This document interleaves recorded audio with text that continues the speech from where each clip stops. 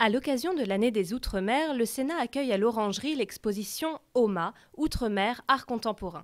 Réunissant 20 artistes des Caraïbes, cet événement présente une centaine d'œuvres, dont certaines sont issues de la collection de la Fondation Clément, de la peinture à la sculpture, en passant par la photo ou la vidéo. Ces 22 artistes, ils ont été choisis non pas en fonction simplement d'un médium, et je n'ai ni voulu les montrer par mode d'expression, ni par pavillon, région. J'ai préféré les montrer par affinité, par axe de scénographie, par esprit qui les rassemble. Alors moi j'ai voulu les placer déjà dans un contexte extrêmement contemporain. L'idée c'était de surtout pas les estampiller exotiques.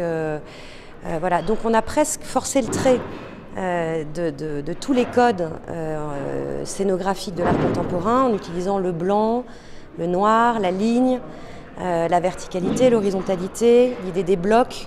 Donc on a presque forcé volontairement le trait pour qu'à aucun moment on ait ce côté un peu exotique qui puisse être senti dans l'expo. Le jeudi 9 juin a eu lieu le vernissage de cette exposition, révélée pour l'occasion par le président du Sénat, Gérard Larcher. Le Sénat se réjouit d'être, ces quelques semaines, le vecteur de l'expression artistique ultramarine. Vous le savez, et je ne me lasse pas de le répéter, notre institution, le Sénat, est la maison des territoires, de tous les territoires. Les territoires ultramarins y ont naturellement leur place. En réalité, ils ne sont éloignés que par la distance. Grâce à cette exposition, une facette sans doute encore trop peu connue de l'outre-mer, celle de l'art, nous est proposée. Cette exposition, c'est une volonté de montrer ce que sont les outre-mer, montrer que le Sénat est la convergence de tous les territoires français, et c'est dans ce sens-là que tous les artistes ont été invités. Et la mise en scène exceptionnelle, l'écrin était exceptionnel, l'Orangerie du Sénat, mais je dois dire, pour avoir participé à de très nombreux vernissages, eh bien que là il y a une transformation sans précédent donc de l'Orangerie qui honore à la fois les artistes, mais qui honore l'institution qu'est le Sénat.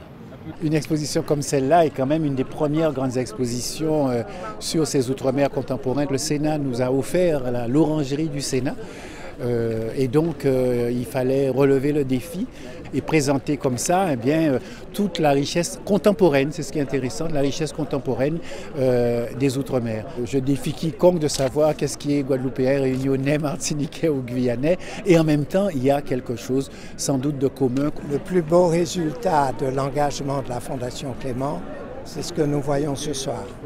Depuis des années, nous cherchons à promouvoir l'art dans les régions où nous sommes installés, c'est-à-dire dans l'outre-mer français, parce que nous considérons qu'il y a beaucoup de talent, mais que de passer du talent à la notoriété quand on habite dans une petite île éloignée de 400 000 habitants, c'est très compliqué, c'est cher, c'est difficile, et l'engagement de la Fondation Clément, c'est au fond de réaliser un pont entre l'artiste qui crée sur place et les grands lieux d'exposition. C'est, je crois, à l'occasion de cette année, l'idée de mettre un coup de projecteur pour qu'ensuite, la chose soit connue et que dans le futur, les institutions, les lieux, les villes prennent l'habitude d'avoir un œil sur la richesse des outre-mer. Il n'y a pas cette forme de reconnaissance.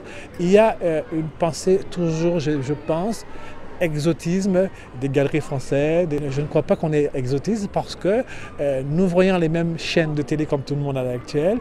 On a toutes les informations à présent. Ça veut dire que nous ne sommes pas à part du monde. Nous ne sommes pas périphériques du monde, nous sommes dans le monde. Que l'outre-mer soit représenté dans les galeries, ça commence à venir.